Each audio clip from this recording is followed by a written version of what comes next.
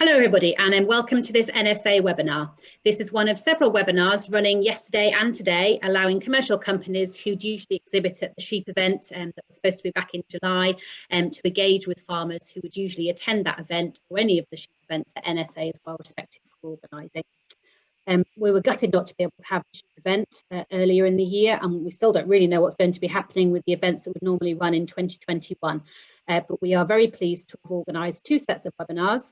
One back in July and another set now, and thank you very much for supporting the concept, and I hope that you can enjoy and engage with these webinars today. Huge thanks to Carrs Billington, who are bringing us this session on feeding the ewe this winter about forage quality and supplementary feeding. I am Joanne Briggs, I'm NSA Operations Director, and I'll be the chairman today. You can ask questions at any stage using the Q&A option at the bottom of your screen. Just type in a question whenever it springs to mind, and please feel free to ask as many questions as you like. We're a relatively small group as these things go, so there's plenty of chance to ask as many questions as you like to. You can also make general comments during the presentations using the chat function, but please note that if you put a question into the chat function, there's a small chance I might miss it and I won't ask it. So if it's a specific question, do put it in the Q&A box, please. I'll pose the questions to our two panelists at an appropriate point during the proceedings. So just type your question when it springs to mind, and then I'll worry about the rest. The webinar in total will last for a maximum of an hour, so we've got plenty of time to go through things. Also, if you're using this function for the first time, you may well be looking at the screen. You'll be able to see the presentation I've got up at the moment with the NSA logo and the Carrs Billington logo on, and you'll probably be able to see my face as well because I'm the current person speaking. You can choose, if you feel that that panel with the video on gets in the way of the slides and you can't see what you want to be able to see, if you hover over that picture of the person speaking, there's a little menu and little options with different sized bars. There's one bar, a box, or two bars. You can fiddle around with that and you can either get rid of or reduce the size of the picture of the person speaking if you find that gets in your way.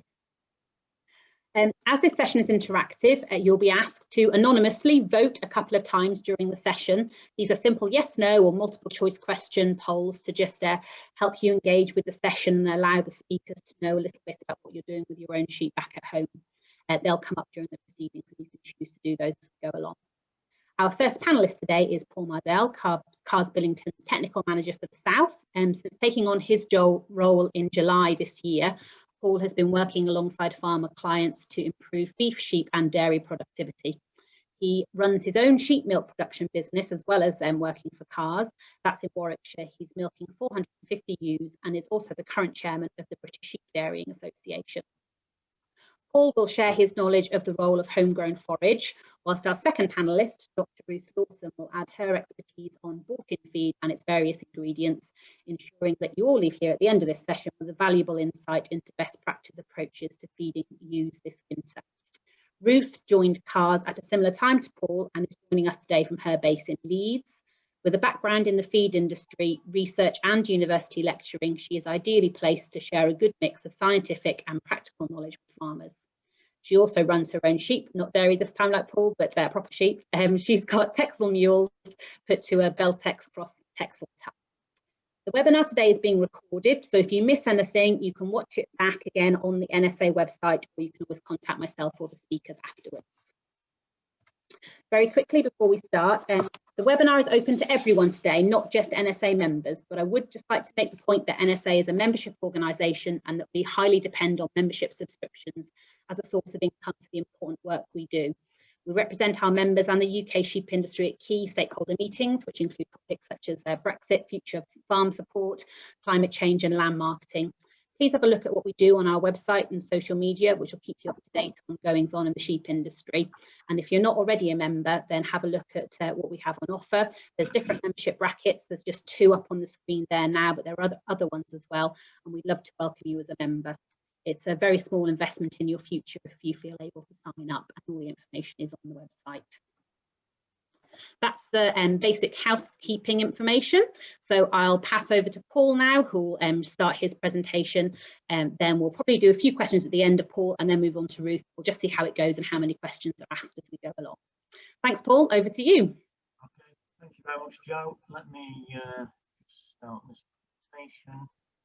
Right.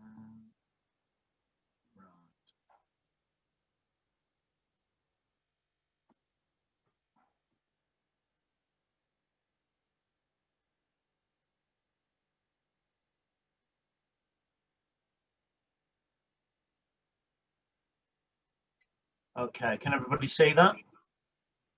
Yep, that looks great, Paul. Perfect. Right, thank you very much, Joe. Yeah, as Joe mentioned, there will be an interactive sort of questions. So please don't think about it too much. Just give us a quick answer. But thank you very much for inviting us to speak to you today. So I'm just going to go through a presentation looking at forage quality and looking at forage analysis for feeding the ewe. So I'm going to start off with sort of a quick introduction. So the content of today, we're going to look at the ewe and the rumen. We're going to look at forage sampling, and then I'm going to look at the results, the interpretation of the results. I'm going to look at forage intake and why making better quality forage will pay dividends. Okay, so if we look at the ewe, it's got this fantastic digestive tract, and the most important organ within that digestive tract is the rumen. And we really need to keep this rumen functioning correctly. We need good rumen function, and that is fundamental really for health and productivity across all the stages of the production cycle. So if we just take a quick look at this rumen, as you can see, this is quite a basic little picture, but it gives you a good insight as to what we need and how it might work. So we can see the rumen there, pH 6 to 6.5. That's sort of the optimum pH. And we need quite a lot of elements coming into that to make it work and make the microbiome in there work correctly and efficiently. So we've got water. You know, we need water within that rumen because the rumen bacteria and bugs, they live in that sort of water liquor. We need some carbohydrates in there, so we need starch, sugar, fermentable energy. We also need trace elements, minerals, in particular cobalt, and we need protein as well. In the evidence of ERDP, which is effective rumen degradable protein, and we need forage. Okay, and those are the elements that we need to be entering that rumen. Another really important part that enters the rumen is saliva. So when we look at a ewe and she's sat down and she's chewing her cud, she's producing saliva. Saliva is alkaline, and that helps buffer the rumen and keep that rumen pH to optimum level. So it's really important that we keep all these elements going in. And there's an old saying, particularly in the dairy industry, that, you know, if we look after the rumen, the cow will look after itself, and that's also true with ewes as well. You know, we really need to keep this rumen working effectively and efficiently, so we can break down all the feed that we put in there. So sort of flipping one of the questions we're just going to ask is, what is the most important feed for a ruminant?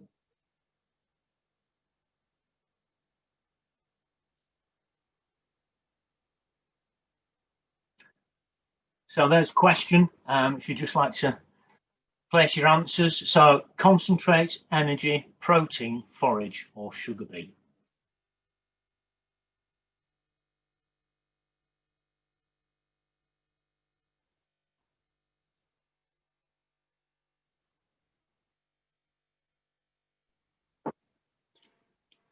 I'm going to give it another 3, 2, 1. Okay. There we go. That's the results. Okay, can we see those results, Joe? Yeah, sorry, I was just keeping them to myself. You should be able to see them now. Perfect, perfect. So yeah, not everyone's asleep then, so you were listening, so that's great. Yeah, forage is the most important thing for ruminants. It is absolutely vital. Okay, but grass, you know, grass is a forage, and that is also really important, especially in sheep production within the UK. And that provides over 90% of the energy requirements in a majority of the feed systems. And typically, you know, we can get grass ranging from 10.5 to 11.5, as high as 12 megajoules of energy per kilogram dry matter. And that will depend on the season and the time of year. And again, crude protein as well, we can see it ranging from 17% up to 25%. And again, that depends on the time of year and the stage of growth and maturity of that particular plant. However, sometimes winter forage is often overlooked. So I suppose really I'm sort of going to pose the question again, which would be, how many of you take a winter forage sample? Whether that be hay, haylage, grass silage, legumes, whole crop or maize.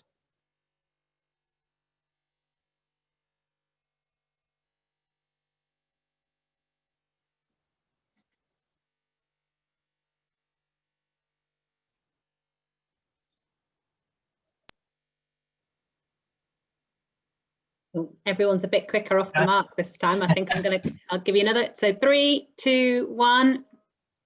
Brilliant, thank you, Joe. There we go. There we go. And that's pretty much as I expected, really. Just over 50% of you have said yes, with 45% saying no. And that's pretty common throughout the sheep industry, really. Normally just over 50%. So no surprising there. And I suppose really what I want to do next is just sort of explain or just chat through, you know, why we need to take a forage sample.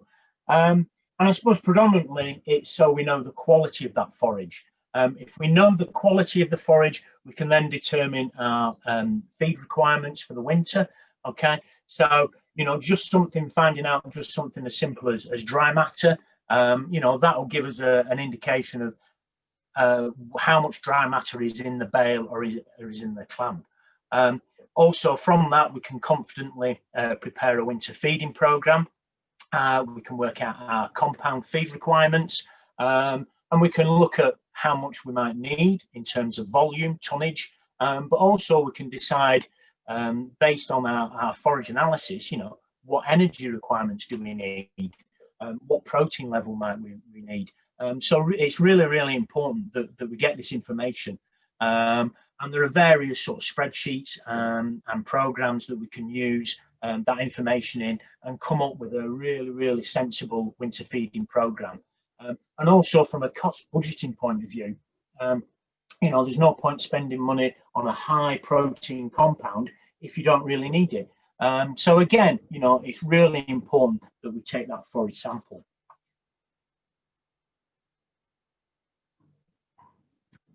And again, you know, when we're looking at forage sampling, it's important how we take that forage sample.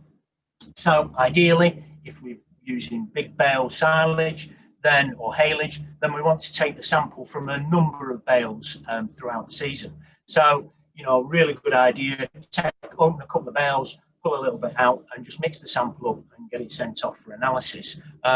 Again, if we're on plant silage, then ideally we want to take a sample in the shape of a W across the face of the sample. So starting in the top left-hand corner and working our way down, taking little samples as we go until we've completed a W up in the top right-hand corner. And ideally we want to take those samples and send them off for analysis at least 2 or 3 times over the feeding period.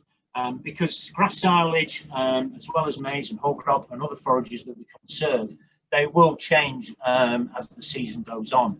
We're also moving across different fields as well. So to get a representative silage sample or forage sample, you know, ideally we want to take more than 2 samples really. So we've sort of discussed the reasons why we want to take a silage sample. We've looked at how we're going to get that sample. We're going to send it off for analysis, and what sort of results would we be looking for to come back? Okay, so if we're looking at an optimal grass silage, okay, so dry matter, ideally we're looking for a dry matter between 30 and 40%, somewhere in that region. And what is dry matter? Well, dry matter is the material that remains after all the water has been removed by drying. Okay, And there is a correction in there to allow for losses, volatile fatty acids. And you tend to find that low dry matter silages, obviously wet, they can be high in acidic, and maybe got low rumen structure, and they can be reduced in intakes as well. Whereas we look at high dry matter silage, they're more susceptible to spoilage, so heating up if we don't use it quick enough.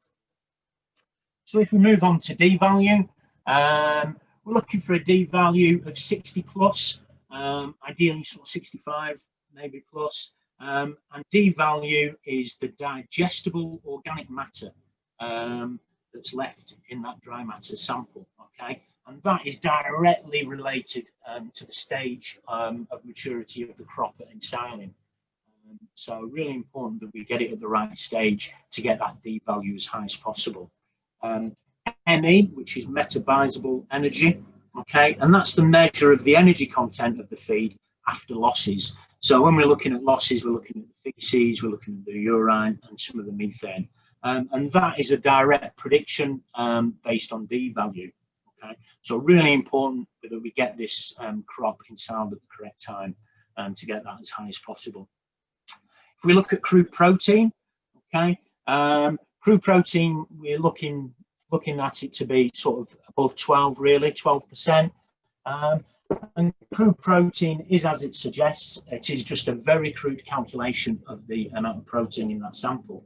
Okay, so it's just calculated from the nitrogen content of the silage multiplied by 6.25. But what that value doesn't give us, it doesn't really give us a true picture of the degradability of that protein either. So it's just, as it suggests, just a crude protein calculation. So if we move on to pH, okay, pH, as we know, is acidity through to alkaline, and we're looking for a pH in that conserved silage of between 3.8 to 4.2, and that would be sort of the ideal measurement, really. We need a little bit of acidity there, and we will get that through the fermentation process. So if we look at lactic acid, again, we're looking for somewhere between 60 and 80 grams per kilo. And lactic acid is the result of fermentation.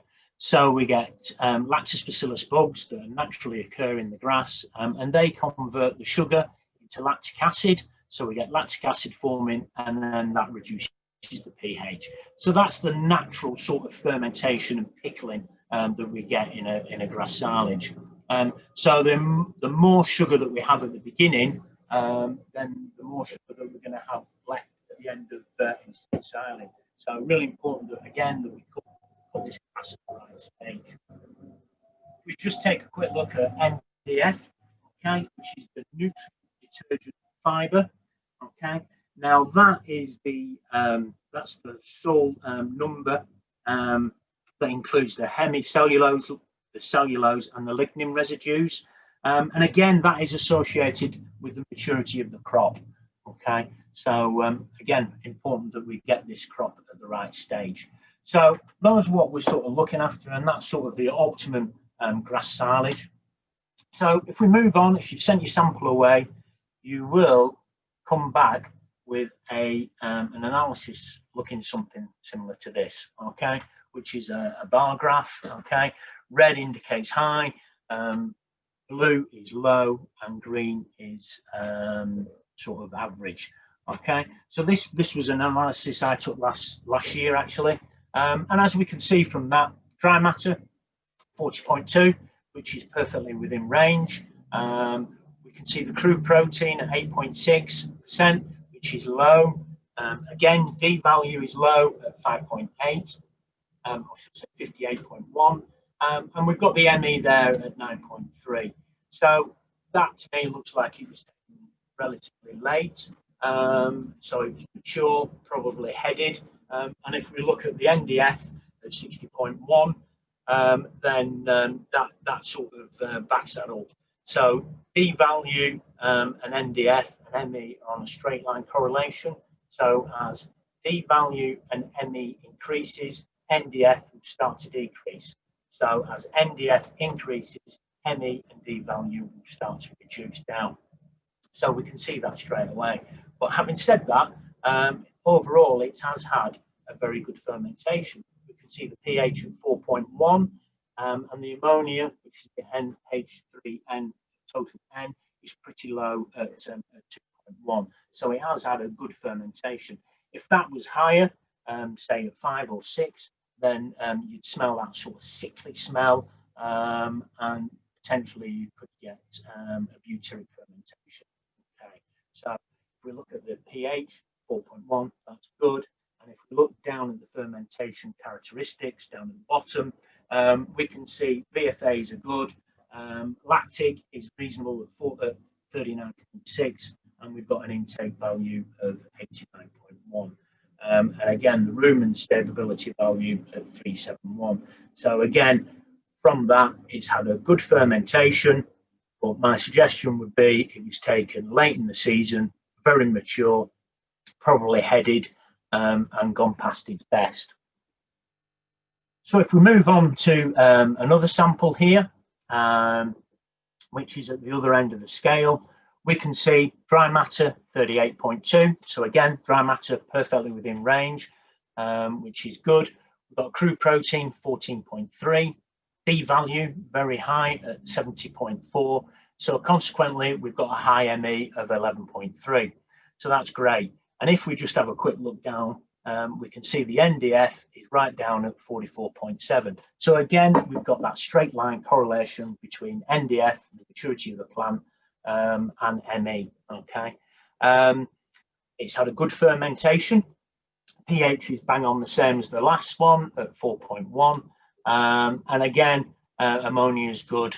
So it'll have a nice sweet smell, and we've got plenty of residual sugar left over as well from the fermentation, which means there must have been a lot of sugar at the start of the fermentation process. And if we just take a quick look down at the bottom, we can see the fermentation characteristics. Again, lactic acid is good, an intake value 110. So ewes are really going to like this. It'll smell good. There's plenty of sugar in it, high D value, really high ME, and it's a really good sample. The only concern I would have in this particular sample would be the ash. Okay, anything over 9, I'd be thinking that potentially there could be a bit of soil contamination. So ash is the total mineral content. There is always a little bit of ash within a sample, but if we start getting over 9, 10, 11, 12, then potentially there could be some soil within that sample, which isn't good, especially for feeding sheep. If they're cutting teeth, then we could get some listeriosis.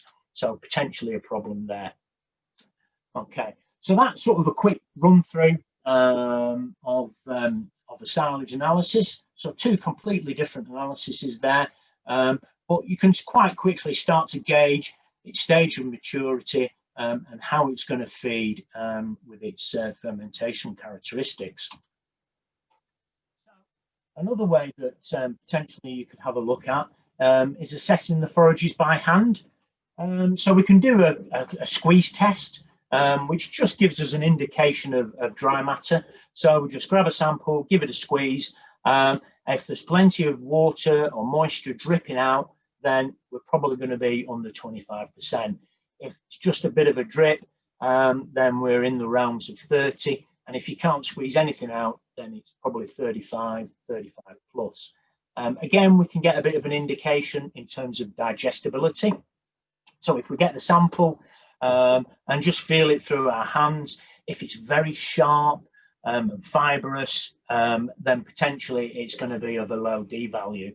If it's nice and soft and leafy, then the digestibility is going to be very high. Again, pH, we could just use simple litmus paper, put the litmus paper either on the moisture that you squeeze out or just in a bag, and then read the colour change. Fermentation, just give it a sniff. That will tell us whether it's had a fermentation, whether it's had a good fermentation. So just a simple sniff test will indicate that. And again, it's just easy just to cross-check when you receive your analysis as well, just as a double take. So when we look at our silage, the quality of the silage really does impact on the forage intakes that a ewe will eat. So if we just look at this box here, we've got poor silage highlighted in red, energy density of 9.5, which is similar to the sample we looked at before, 12 to 3 weeks pre-lambing, 1.4% of body weight. If we look at the very good silage, 11.5, which again is very similar to the one that we looked at before, that percent of body weight has increased to 1.8, which is 0.4 of an increase. So that's great. Not only are we feeding a higher energy density forage, but they're also going to eat more of it. So for me, it's a bit of a win-win. There are other things that will affect forage dry matter intake. So we've sort of discussed the quality of the forage, but also the chop length. Tend to find that shorter chop length, then ewes tend to eat more. If the bales aren't chopped, or it's a very long chop length, then we tend to find that there is a little bit of wastage. Presentation is important as well. Trough space and competition. Have we got older ewes in with ewe lambs, and are they getting pushed away? That will reduce their dry matter intake of forage. Stage of lactation as well is important, as well as stage of pregnancy. Body weight also has a big influence. Obviously, the heavier the ewe, then the more dry matter intake of silage she's going to have, and the number of lambs as well will affect that. So those are some other sort of areas that we can look at to increase our dry matter intake of forage, as well as the quality of that.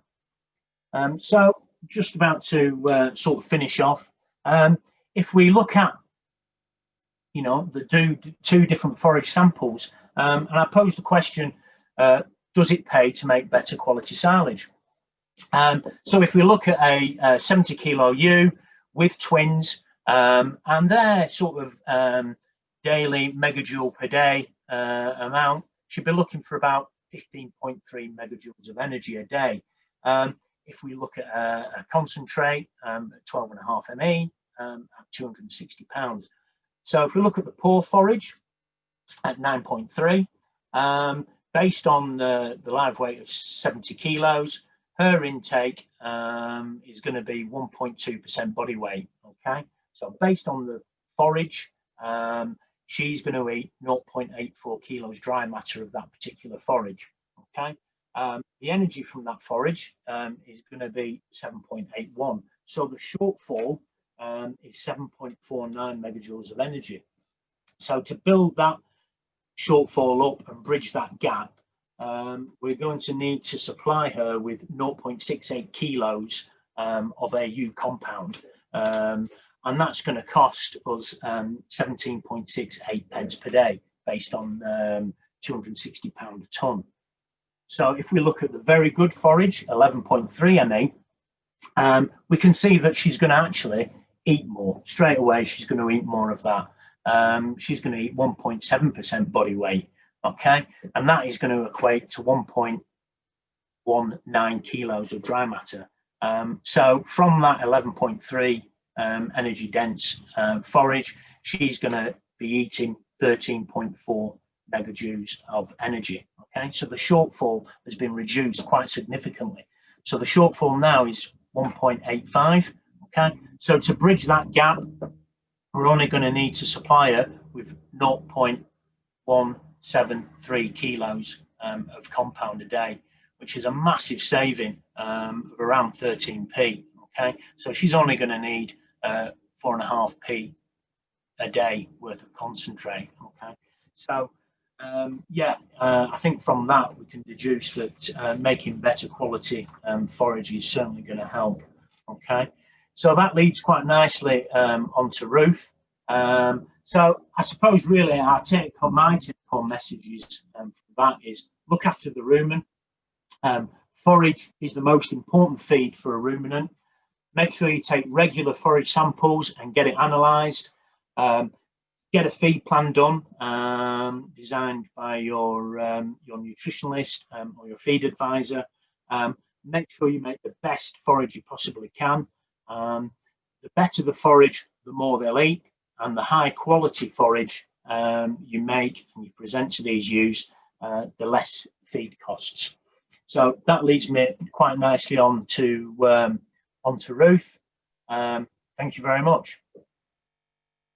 Thanks, Paul. I think we'll just take a couple of questions at this point before we go on to Ruth, if that's okay, because they're very specific to the slides that you've presented, yeah. Paul. So we've got the first questions come from Nigel, and he's asking if ewe body condition score also affects forage intakes. Yes, it does. Yeah. So you tend to find that thinner ewes will certainly eat more.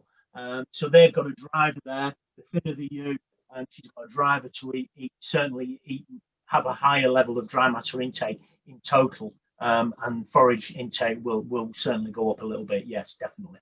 Okay, and then back to the slides you put up showing the actual results from an analysis. On that, one person is asking, in the silage analysis, what is ADF? So ADF is the acid detergent fibre level. Okay. So that is that just takes into the amount of cellulose and lignin residues. Okay. Okay. Yeah. And then the final question just for now is the D value. Is that purely predicted from NDF? And if not, what equation is used? The D value is digestible organic matter.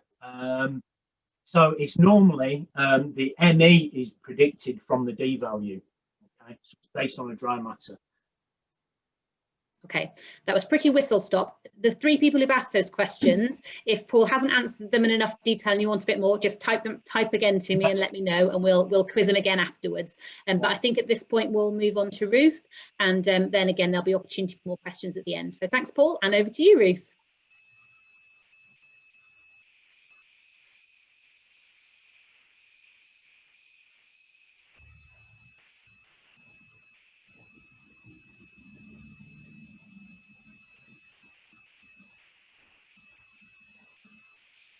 Do you need Paul to put his slides back up so you can? Yeah, please. Yeah. Paul, can you put the back up?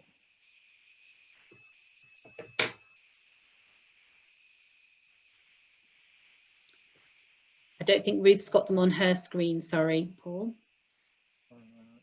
Bear with us, everyone else, whilst we work out the technology.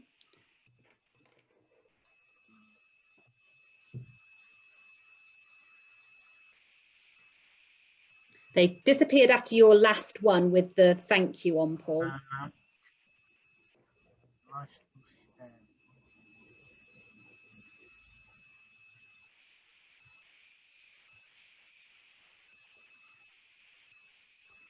Brilliant.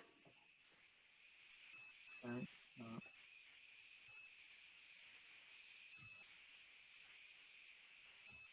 we go. Okay.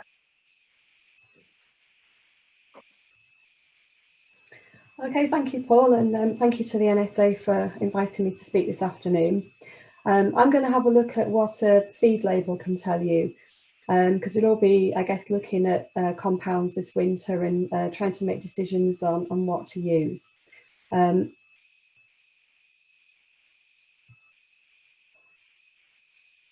what we'll try to look at in this session is the declaration on the feed label, typical ingredients and which ones are better than others.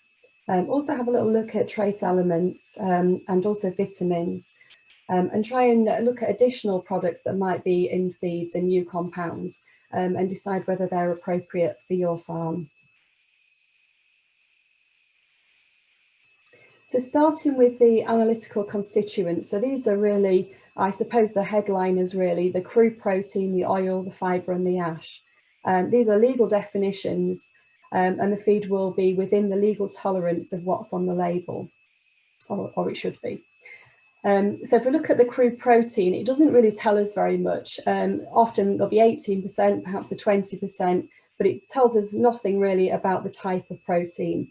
So in order to do that, we have to look at the raw materials and see what's actually in the compound. Oil, we're looking for quite a higher oil level. So higher oil can equal higher ME, so higher energy level. Fibre, really less than 10%, because if we have fibre too high, it will indicate lower energy of the compound overall. The ash level, although we do want those minerals in there, we don't want some of them at too high a level. So really less than 10%. Otherwise, it could indicate some filler ingredients such as calcium carbonate. So if we looked at the raw materials, looked at the ingredients, they're shown in order of inclusion from the highest to the lowest. So if you think of molasses, it's probably around 5 to 8% within a U compound. And so ingredients below molasses will be less than that. So these should be ingredients such as salt and perhaps calcium carbonate.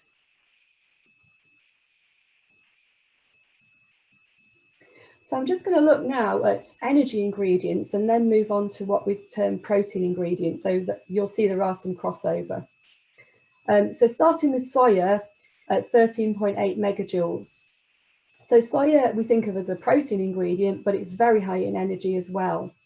It also has a very good amino acid profile, and as you all know, a high level of DUP. Maize is a high energy ingredient. It's also high in starch.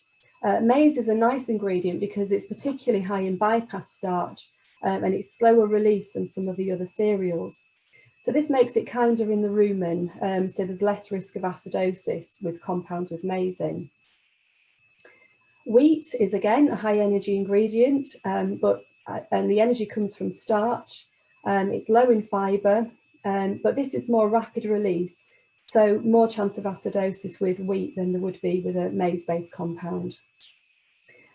Distillers is a little bit like soya in that it's both high in energy and protein, and there is some bypass protein in distillers as well. So barley, probably going to feature quite well this year because barley is sort of quite considerably cheaper, one of the cheaper ingredients that we can use, but still a very good energy source. High in starch, and again, like wheat, it's quite rapid release, so need to be careful to avoid acidosis. Sugar beet, really a classic sheep feed ingredient, and this contains highly digestible fibre, and it's a great ingredient for rumen stability. Oats we see there, and this would be one of the lowest energy cereals that we've mentioned, although they're still reasonable and still a place in a compound. Moving on to the medium energy ingredients, so thinking about soya hulls and wheat feed and malts, and these would be sort of medium energy and medium protein raw materials. And then the lowest energy ingredient would be an example there of oat feed.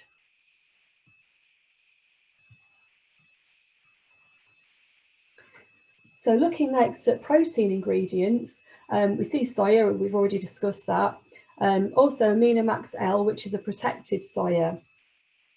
So this is an excellent source of DUP with a very good amino acid profile, particularly good in lysine. Next there we've got rapeseed meal, again a high protein ingredient, particularly high in the amino acid methionine. So the rape and the soya complement each other well because often those two can be the first limiting amino acids.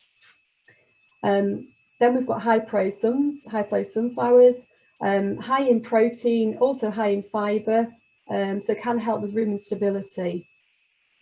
Also could perhaps feature is maize gluten, which is again quite high energy, quite high protein, but tends to be a poorer amino acid profile, particularly poor in lysine. So just an example there of what really energy costs. So taking a sheep cake from 12.7 ME to 13 costs about £10 a tonne.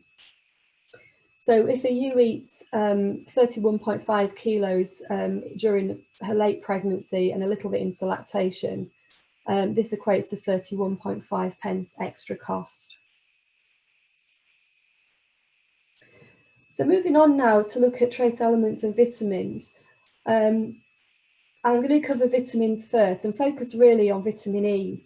So we're looking for a vitamin E level of 150 milligrams per kilogram of vitamin E in the compound feed.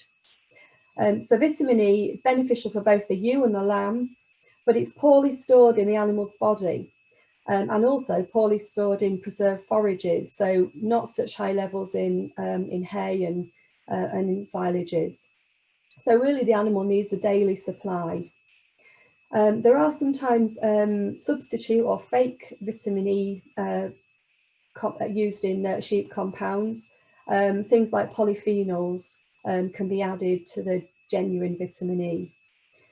These will be shown on the label, and they'll be shown as vitamin E equivalents. So if you see vitamin E equivalents on the label, you know that it's got these polyphenols in. And they do have a lower cost than vitamin E. So vitamin E, really important for lamb vigour, for colostrum quality, and also for the immune systems of the lambs. Moving on to minerals. So we're looking for a selenium level of about 0.7, magnesium around 0.5 or 6. And then if we look at other ingredients on the list, so other trace elements such as selenium, we'll be able to see the source of the selenium. So we can see on the label the sources of all the trace elements. So for example, sodium selenite or selenized yeast will appear. Just be a little bit careful in terms of things like iodine, because supplemental iodine is not beneficial above their requirements. So very, very high levels of iodine can actually give adverse effects on colostrum. So unlikely to be seen in a sheep cake, but then if you're adding boluses into the mix and buckets and blocks, then potentially the iodine level could get high. Also, similar story with selenium. There's reports of excess selenium causing lamb mortality. So just think about all of the sources, potential sources of minerals that you're given the ewes.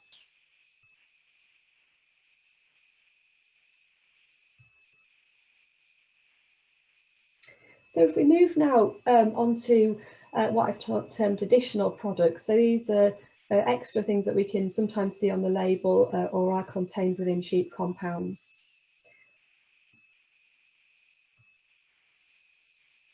So the first to look at is protected fats, and it's a difficult one really, because protected fats have not really been shown to have any benefit for use pre-lambing, above and beyond increasing the energy level, but have actually been shown to increase the fat content of milk. So this is quite a tricky one, because generally we just have one sheep cake for the ewe in late pregnancy and when she starts lactating. So probably not so useful, although, you know, always ask what level the protected fat's in at, because it may be in at such a small level as just to appear on a feed label, and it may not be at any level to even worry about. So fish oils, so dietary fish oils have been shown to benefit lamb vigour at birth, but a negative impact on colostrum output and fat concentration. So again, one of those things, perhaps we might like them in pre-lambing, but then once, you know, when we're looking at the colostrum and the milk quality, perhaps we don't want them in. Moving on now to look at safmanon. So safmanon is the external wall of a specific strain of yeast cell, and it contains monoprotein, which is certain bacteria can actually adhere to it, and so then they pass out in the sheep's muck. It also contains beta-glucans, which can stimulate the animal's immune system. So safmanon can support a reduction in pathogen pressure, and in fact it actually binds to E. coli and to Salmonella. It also promotes the animal's immune status and helps produce good quality colostrum. So these are just some results from a trial. So a significant increase, in fact 25% increase in colostrum IgG with Safmanon feeding.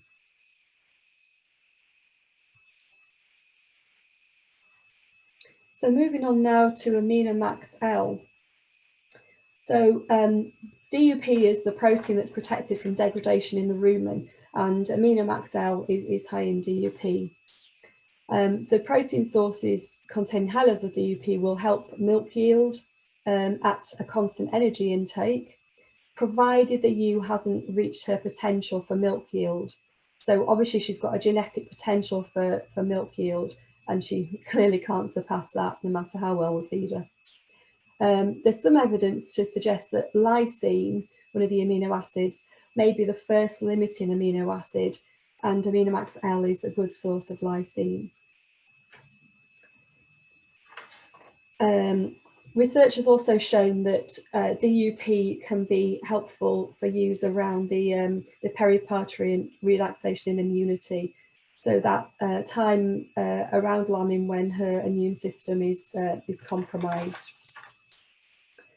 So ewes can actually potentially respond to higher metabolizable protein than was previously recommended. Some ewes will respond to higher protein, and it may be those ewes that have a high worm burden, have high numbers of lambs inside them, or low body condition score.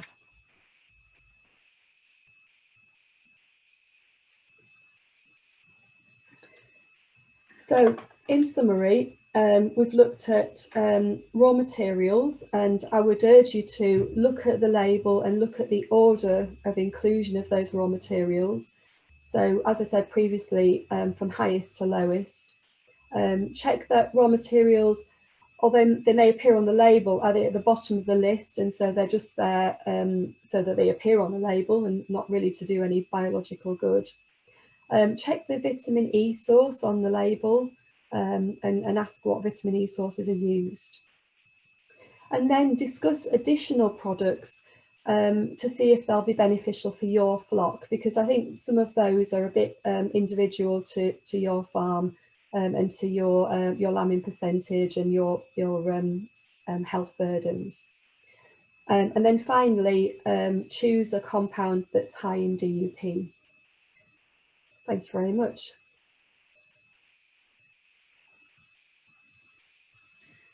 That's great, thank you, Ruth. A few questions just popping up now, specific to the slides that you've just done, Ruth. A question about the feed bag labels and why ME isn't stated on the label. The anonymous questioner here has said that it'd be very useful to have that. It would, wouldn't it? Yeah, I mean, I think ME is quite, yeah, it's a difficult thing to put on a label.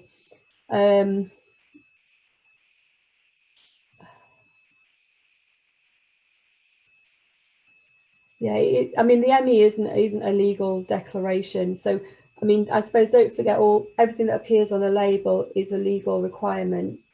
So all of these things that we've talked about have to be done in a certain way, in certain wordings. It's all a legal requirement, and ME isn't.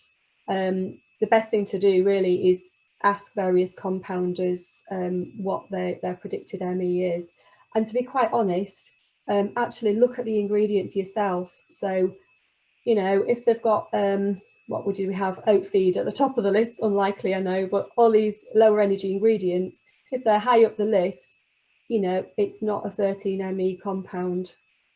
So really, I think the better way to do it is to actually look at the raw materials yourself and gauge the ME from that. Then a question in a similar vein, actually asking about the added minerals. The raw ingredients on the label list give added mineral amounts, but how do you look at that and know the total mineral content of the feed? Yeah, so from the label, the kind of the stuff under analytical constituents. So you may have selenium, for example, at the top there, and sometimes magnesium. So that will be the total. So that's the added in the premix, and it's the background from the raw materials. Now under the sort of the additives, that will just be the added levels. So that is within the premix. So that won't be the total amount. Okay, and then another question here from Heidi: is a coarse mix kinder to rumen function than pelleted or ground up concentrate? Yeah, that's a really good question.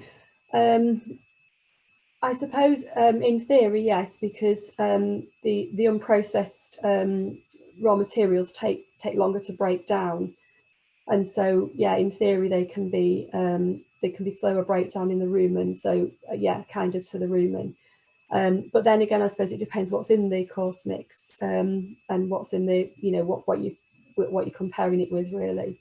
If you've got a nice maize-based compound, that will be relatively kind on the rumen, with perhaps with sugar beet in or with soya hulls in. That'll be quite kind in the rumen as well. Okay.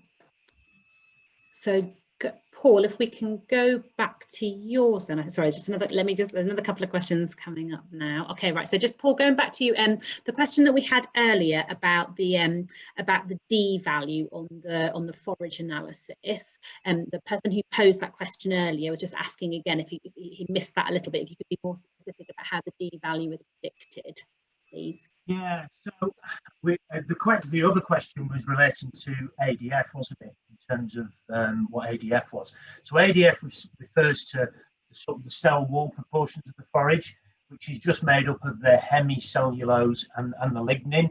And these values sort of give an indication as to the ability of the animal to digest that forage.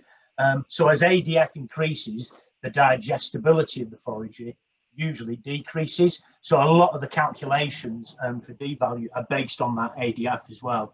An ME is calculated from that D value as well. So the D value and the ME are really a calculation which is predicted based off the ADF and the NDF.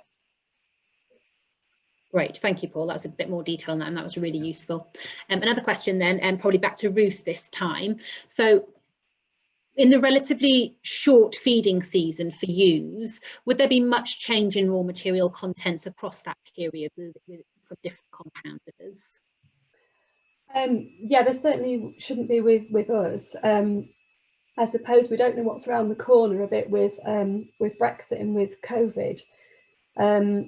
We certainly our aim is to keep those raw materials constant, but I would just have that caveat of that's what we usually do and what we tend to do, but with COVID around sort of still in there, if there was a raw material that for whatever reason we couldn't get in or was in short supply, clearly we'd have to substitute it, but that certainly isn't what we were aiming to do. Okay. And then another one back to Paul now. So if somebody hasn't done forage analysis before, and obviously there was a fair few on that little poll we did that hadn't, in terms of starting that for the first time, would you recommend just going and getting some silage in a bag and going from there, or would you speak to a couple of people first? How easy is it to find various companies that offer the service? Well, there's a lot of companies that do provide that sort of service.